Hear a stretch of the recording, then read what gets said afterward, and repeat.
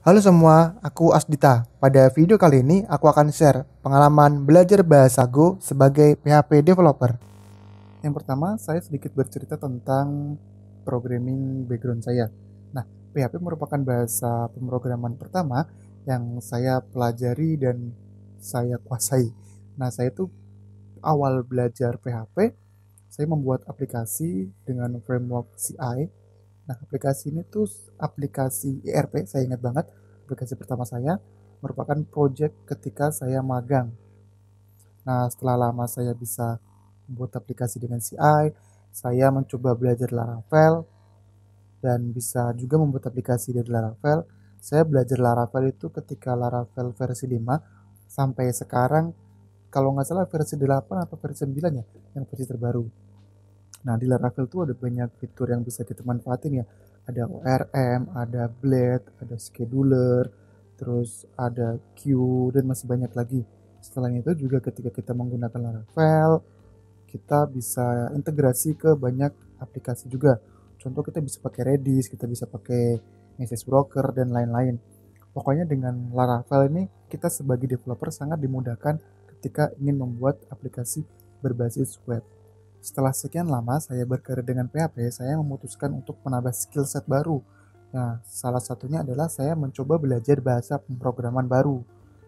Bahasa pemrograman yang saya pilih adalah bahasa Go. Kenapa bahasa Go? Menurut saya, bahasa Go adalah bahasa yang sangat populer dan saat ini banyak digunakan oleh perusahaan-perusahaan besar seperti Gojek, Tokopedia, Bukalapak, dan masih banyak lagi kalau di Indonesia.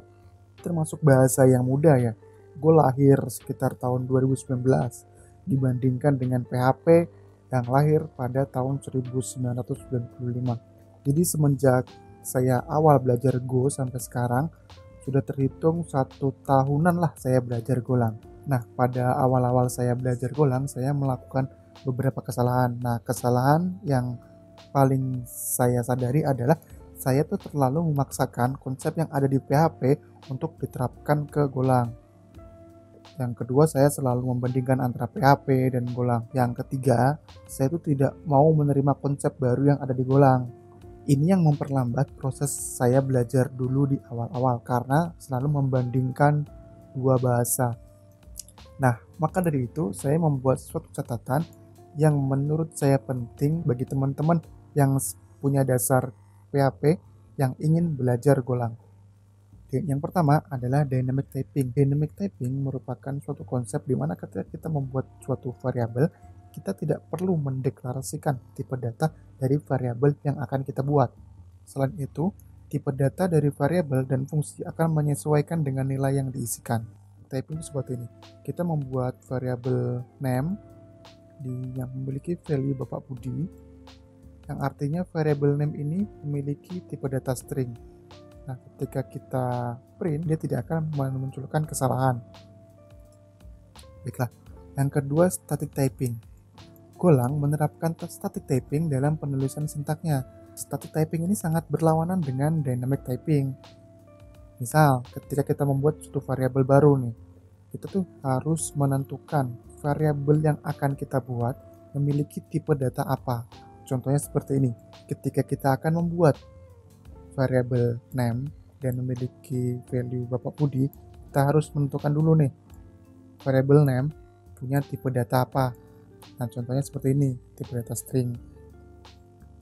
Nah, yang contoh kedua, kita membuat variabel max score dengan tipe data integer, lalu kita assign max score ini dengan value-nya integer juga. Oke, selanjutnya tentang visibilitas.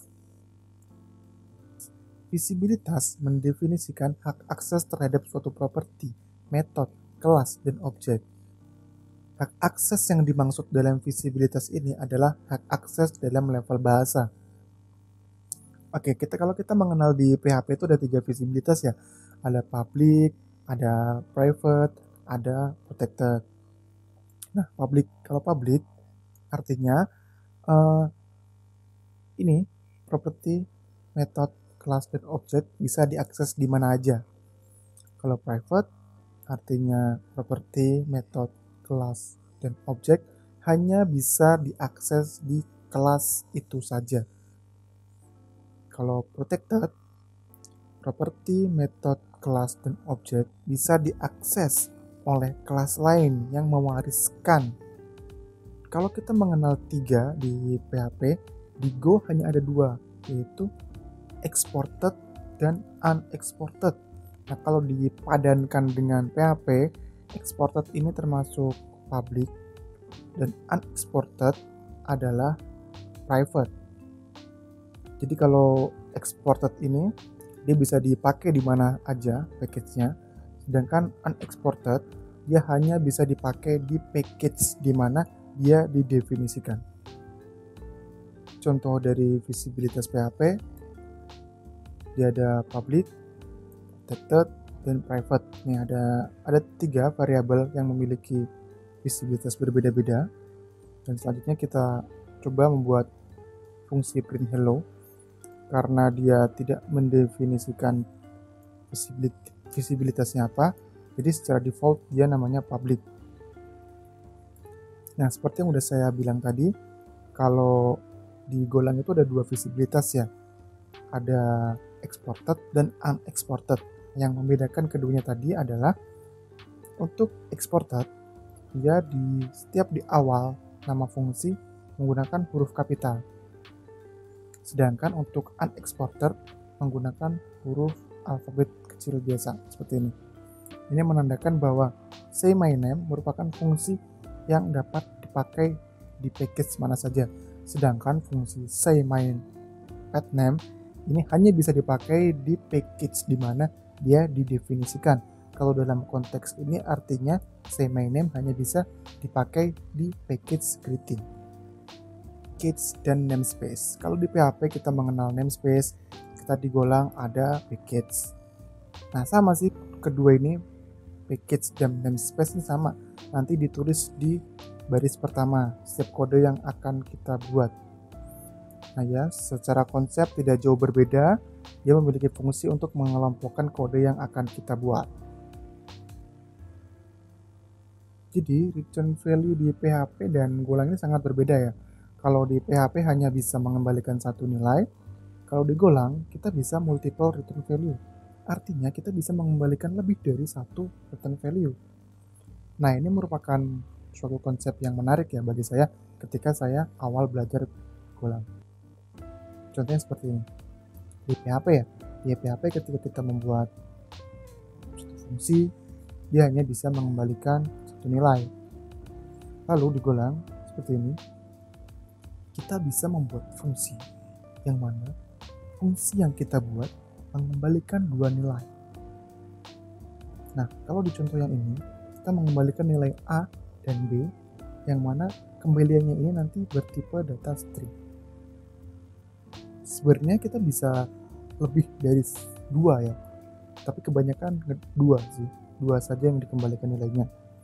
Kalau di contoh aplikasi yang nyata, biasanya yang pertama adalah mengembalikan hasil, dan yang kedua mengembalikan error, yang mana error ini nanti akan digunakan untuk error handling, composer dan gomod.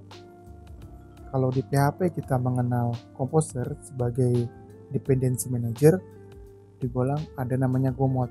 Gomod juga sebagai dependency manager. Jadi keduanya ini adalah hal yang sama. Oke, kita sudah masuk ke kesimpulan.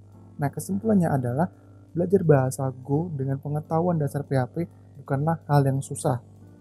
Baik PHP dan Go memiliki konsep yang hampir mirip dan dapat dijadikan pedoman ketika kita ingin belajar bahasa Go. Oke, sampai sini dulu semuanya.